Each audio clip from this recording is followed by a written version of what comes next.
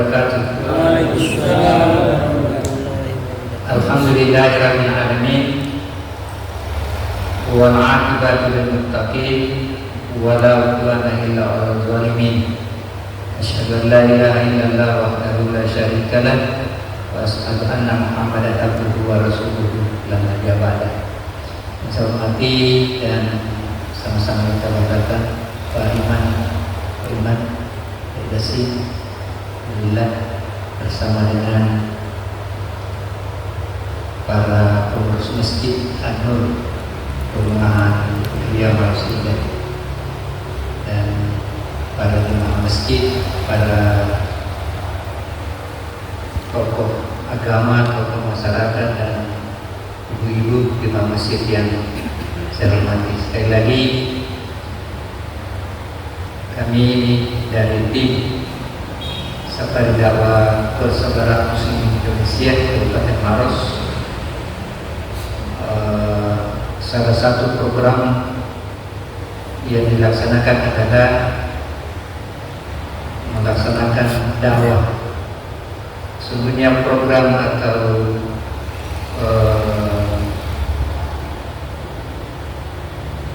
dakwah-dakwah yang dilakukan oleh para muslimin adalah para muslim adalah ada pada yang namanya panggilan jadi 4 kali. Itu hanya istilah saja. Jadi yang pertama adalah peningkatan iman dan takwa dalam bentuk safari dakwah seperti ini, dakwah. Kemudian yang kedua adalah pendidikan. Jadi mengharapkan Pak Muslim mengharapkan bahwa di desa-desa binaan, karena para muslim ini kan banyak ke desa setiap kecamatan. Kalau di Mantai ini desa binaannya adalah Bontomaten. Masjid ini masih masuk desa Bontomaten itu.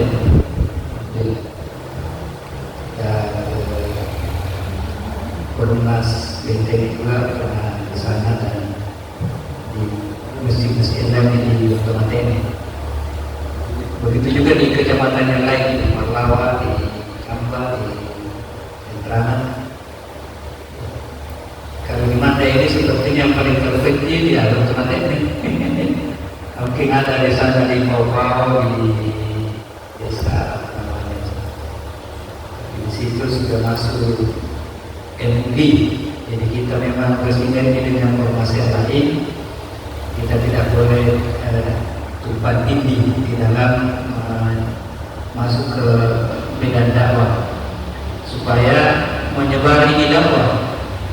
Jadi betul-betul program Pak Bupati itu dapat direalisasikan dalam Maros religi. Alhamdulillah. Ya, sekali lagi kami dari Tim Safari Dakwah ini merasa berterima kasih kepada kita semua jemaah Masjid An-Nur untuk atas sambutan, untuk mengisi waktu kita dari Majelis Al-Faisal untuk mendengarkan sebentar tausiah dari Ustaz Syafiq kami. Namun sebelum itu, karena tim ini kita juga didampingi oleh penasihat orang tua kita, Bapak Adrianus Atoburi. Ya, nanti akan memberikan juga sambutan singkat, arahan singkat. Kemudian di tim lain ada Pak Sekretaris juga yang menjadi gurunya. Tentu dakwah-dakwah ini sesuai dengan kebutuhan, ya. Karena sekarang ini kita berada di bulan Zulkaidah, Zulhaji, ya tentu materi-materinya ya materi-materi yang kaitannya dengan seperti itu, ya. Walaupun nanti mungkin ada sedikit-sedikit dari Ustaz tentang materi-materi dakwah, tapi ya seperti itu gambaran-gambaran dakwahnya, gambaran-gambaran kita di dalam peningkatan keimanan dan takwa. Saya rasa itu efektifnya karena kita serahkan dulu, kita ada arahan singkat dari Bismillahirrahmanirrahim. Assalamualaikum warahmatullahi wabarakatuh. Salam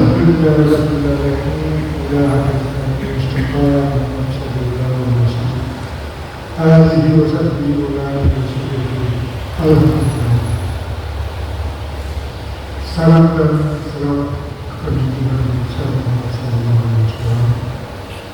Saya sungguh bahagia bertemu dengan Islam yang ada di ini. Apalagi saya sungguh bahagia dengan perkataan masjid Kedua Masjid Kota Maros dan sambil ini sehingga ini kita akan menunjukkan bagaimana anak-anaknya Bupati Maros dan sekarang sampai seterusnya. Bapak Bupati Maros ini dengan kepada Maros ini anak-anaknya dari mana? Kabupaten Deli seperti yang disampaikan tadi.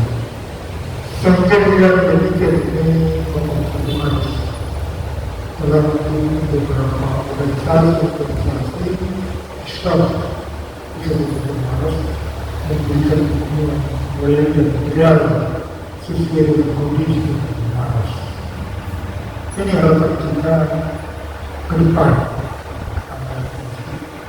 membentuk manusia yang berkualitas di mata kantor Allah, sehingga dengan demikian Bupati Maros ini mari kita doakan bersama dengan semua jajarannya di kabupaten kita ini semua. Mudah-mudahan periode Bupati akan pertama sungguh-sungguh luar biasa penghargaan yang diraih Bupati Maros dalam kaitannya pembinaan masyarakat dalam kaitannya hidup dan kemudian dengan keberhasilan itu bukan itu saja secara penuh kita yang kita siap dengan sehingga dengan demikian ini bagaimana karakter dan sikap pertama.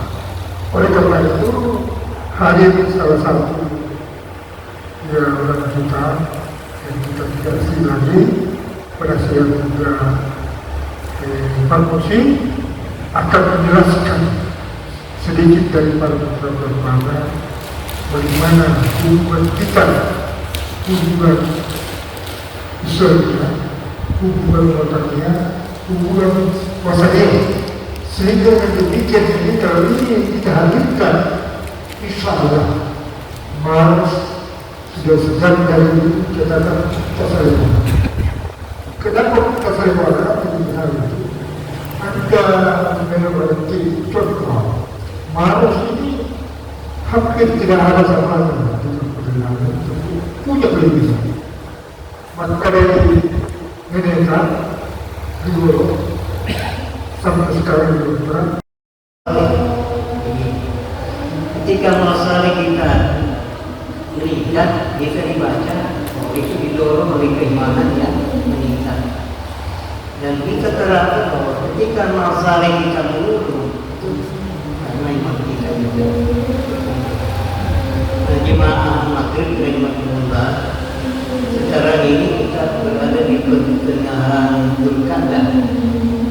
Tidak lama lagi kita akan memasuki 10 hari pertama Dzulhijjah, yang mana hari-hari itu disebut sebagai hari-hari yang dimuliakan Allah Subhanahu wa Ta'ala. Artinya amal-amal saleh kita di dalamnya itu diberikan pahala yang sangat berlipat ganda. Ini yang kami ingatkan bersama agar waktu-waktu ini tidak berlalu begitu saja, ya tanpa dimanfaatkan dengan mengisi secara maksimal apa yang kita bisa segala bentuk kebaikan. Jemaah maghrib rahimahullah, seperti diketahui bahwa Allah Subhanahu wa Ta'ala saking rahmat dan kasih kepada hambanya, maka ia menentukan beberapa waktu jadi muliakan. Lihat amal saleh kita di dalamnya dilipat gandakan pahalanya. Sebagaimana Allah Subhanahu wa taala menentukan beberapa tempat di dunia ini yang dimuliakan, di mana kalau kita beribadah di tempat itu, ibadah kita menjadi berlipat ganda pahalanya. Hanya contoh, Mekah Al-Mukarramah, Madinah Al-Munawwarah, sampai kepada Masjid Al-Aqsa di Palestina. Satu kali salat di sana berbanding berapa kalau kita salat di sini dengan tempat-tempat yang lain. Begitu juga waktu-waktu. Jadi waktu di dalam Al-Quran itu ada yang disebut oleh Allah Subhanahu wa taala sebagai Ashhurul Hurum. Ashhurul Hurum, beberapa bulan yang dimuliakan. Dan ada lagi yang disebut Ashhurul Ma'lumat, beberapa bulan yang dimaklumi. Baik Ashhurul Hurum maupun Ashhurul Ma'lumat adalah bulan-bulan yang dimana kita melakukan ibadah, pahalanya bukan ganda. Yang mana disebut Ashhurul Ma'lumat dalam ayat surah Al-Baqarah pada 196. Al-Hajj Ashhurul Ma'lumat. Faman farada fihi al-hajj fala rafata wa la fusuqa wa la jidala fil hajj wa ma taf'alu min khairin ya'lamuhu wa tazawwadu fa inna khairal zadi taqwa wa taqwa ya Allah. Musim haji di mana di dalamnya terdapat beberapa bulan yang dimaklumi dan diketahui. Para ulama menjelaskan yang dimaksud Ashhurul Ma'lumat dalam ayat ini ialah 3 bulan: Syawal, Dzulqa'dah, dan Dzulhijjah. Dzulhijjah ini ada yang mengatakan 10 hari pertama, tapi ada yang mengatakan 10 bulan Dzulhijjah, 3 bulan. Kemudian di ayat yang tadi dikatakan Ashhurul Hurum, bulan-bulan yang dimuliakan Allah, yaitu arba'atun minha, 4 bulan di antara 12 bulan. Inna iddatash syuhuri indallahi 12 syahran. Di sisi Allah Subhanahu wa taala ada 12 bulan dalam setahun. Inna iddatash syuhuri indallahi 12 syahran fi kitabillah, yang sudah ditetapkan dalam kitab Allah. Yauma khalaqas samawati wal ardh, sejak penciptaan langit dan bumi. Minha arba'atun hurum, di antaranya ada 4 yang dimuliakan. Zalika dinul qayyim, itu agama yang ditetapkan. Arba'atun minha arba'atun hurum dalam ayat ini surah Al-Hajj ayat 36 dijelaskan oleh para ulama ialah salah satu mutawaliyat menurut sabda Nabi 3 bulan berturut-turut, yaitu Dzulqa'dah, Dzulhijjah, Muharram berturut. Kemudian Safar mudah kata Nabi, yang satunya yang banyak lagi adalah bulan Safar menurut versi Buddha. Jadi Dzulqa'dah, Dzulhijjah, Muharram, Safar. Jadi Dzulqa'dah, Dzulhijjah ini masuk dalam Ashhurul Hurum, masuk lagi dalam Ashhurul Ma'lumat. Makanya paling bagus kita berzikir banyak, salat banyak, memperbanyak salat berjamaah, puasa-puasa sunnah, mungkin sedekah, sebagaimana amalan-amalan kita ketika melaksanakan ini bulan Ramadan kemarin. Saya ingin masuk ke khusus 10 hari pertama Dzulhijjah, karena ada hadis khusus yang menyebut bahwa 10 hari pertama Dzulhijjah itulah hari paling mulia sepanjang tahun. paling mulia sepanjang tahun. Diperbedakan ulama antara 10 pertama Dzulhijjah dengan 10 terakhir Ramadan. Maka ada lagi 10 pertama Muharram. Nah, ini yang kuat dalam diskusinya itu yang mengatakan bahwa 10 hari pertama Dzulhijjah itu paling kuat, paling mulia, kalah 10 hari terakhir Ramadan dengan dalilnya. Kenapa? Karena hadis Nabi SAW tentang 10 pertama Dzulhijjah mengatakan mami ayami al-amal salihu fiha ahabbu ila Allah min hadhil ayam. Tidak ada hari-hari yang melakukan amal salih di dalam yang lebih dicintai oleh Allah daripada melakukan amal-amal salih di dalam 10 hari. Ini tidak ada tandingannya. Tidak ada tandingannya. Sampai ada sahabat bertanya, dan berjihad di perang sabilillah kalah juga kan? Nabi mengatakan dia berjihad di jalan Allah kalah dengan amal saleh apa saja yang ada di 10 pertama Dzulhijjah. Setelah itu baru Nabi mengatakan kecuali kalau ada orang yang kedua berperang di jalan Allah membawa jiwa raganya dan seluruh hartanya dan tidak ada yang kembali. Apa itu?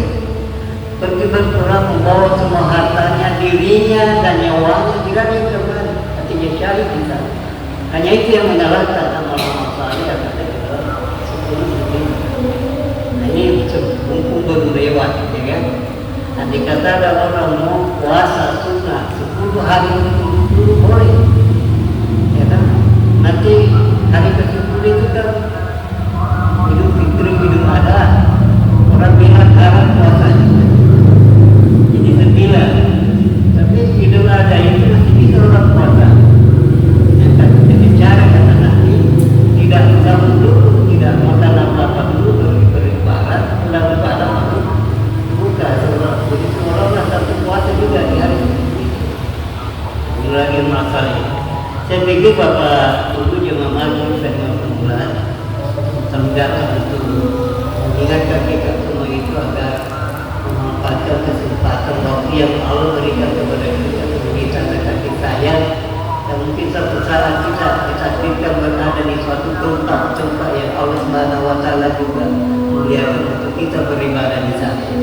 Saya cukupkan, semoga bermanfaat. Adhanallah wa iyyakum ajma'in. Wassalamualaikum warahmatullahi wabarakatuh. Waalaikumsalam. Assalamualaikum warahmatullahi wabarakatuh. Sekarang kita punya materi mengenai hidup kurban. Jadi sering kita dengar bahwa 10 pertama di bulan Dzulhijjah itu kita sudah dilarang ketika kita mau atau hendak berkurban. Ada larangan untuk memotong bagian-bagian anggota tubuh, termasuk kuku, rambut. Apakah larangan ini berbentuk mutlak yang bisa menggugurkan kita punya ibadah, ataukah hanya untuk mengurangi pahala ibadah tersebut? Mungkin itu yang saya tanyakan. Terima kasih kepada proses. Pertanyaan untuk kita semua. Jadi di dalam berkurban bagi keluarga yang berkurban ada hadis yang melarang untuk memotong kuku, rambut sampai 10 hari sampai kurban itu disembelih. Itu larangan dalam agama kita ini ada dua, ada larangan haram dan ada larangan makruh.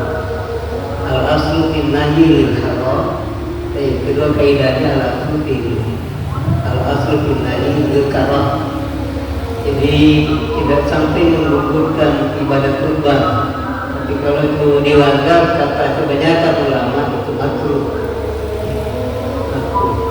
Bahkan di dalam diskusi seperti itu, saya melihat ada yang menurut kita mungkin aneh-aneh karena tidak banyak tapi itu bisa itu. Ada yang mengatakan yang dilarang potong kuku itu bukan yang berkurban, hewan yang dikurbankan dilarang potong kakinya, dilarang potong rambut. Tapi ada juga namanya perbedaan pendapat. Ya lumayan kalau kita ketahui, walaupun tidak perlu diamalkan karena ada juga perbedaan amalan. Jadi saya jelaskan bahwa yang seperti ini sifatnya al-afdaliyah, hanya menyangkut masalah keutamaan, tidak sampai merusak ibadah. Jadi kalau bisa diikuti semakin sempurna kita punya ibadah kurban. Nah, saya tambahkan sedikit bahwa pentingnya niat memang kita di dalam beribadah, bukan hanya ibadah kurban tapi seluruh ibadah, karena niat kita itu sangat menentukan pahala. Bisa saja gara-gara niat pahala hilang, tidak ada.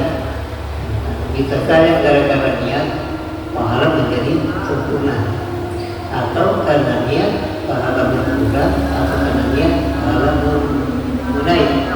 Jadi ketika Nabi ini bersabda innamal a'malu binniyat, bahwa semua amal kebaikan itu disertai dengan niat.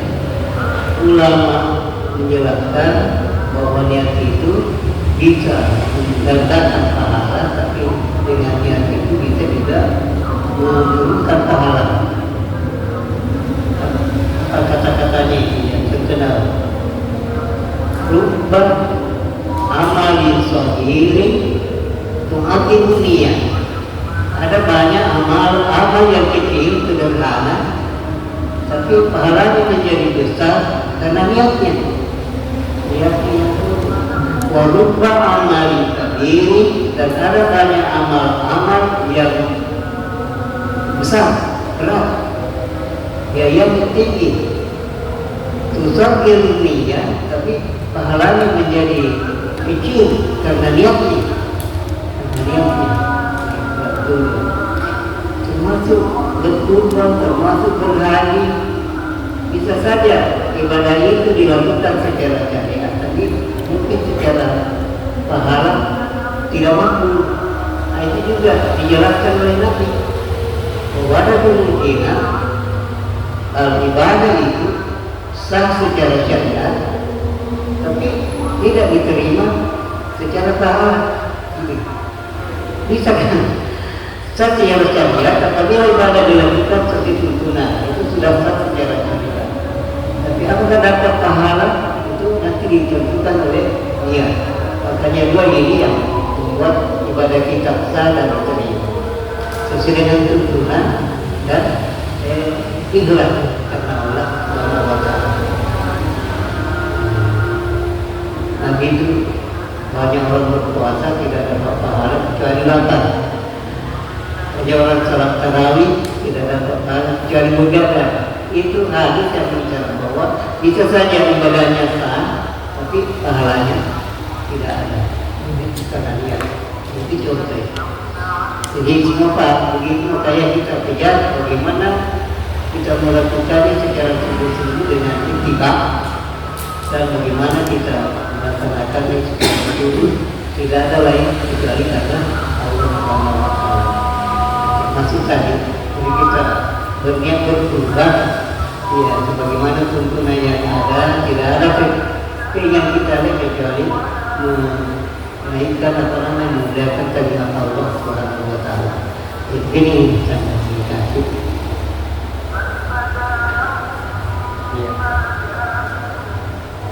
Ya, alhamdulillah saya rasa sudah masuk Isya. Ya, dari pertanyaan dari Pak Iman sudah memberikan gambaran.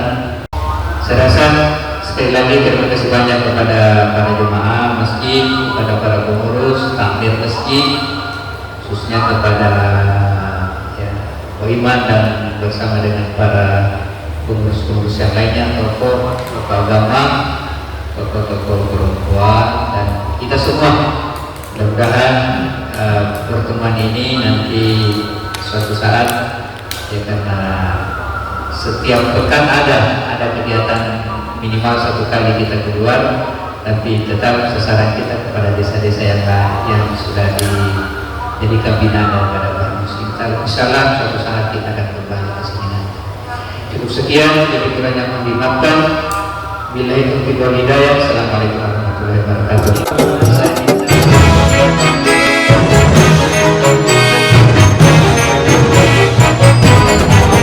Dai baru singa langkah maju dengan iman dan takwa di dada, sepenuh jiwa, raga dan harta, membentengi akidah umat, berbentengi di hati umat.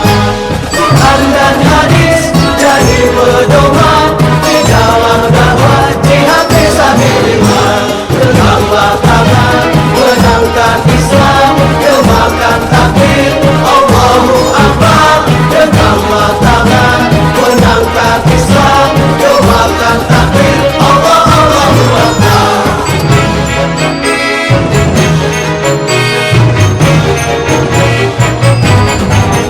Dai baru mesti melangkah maju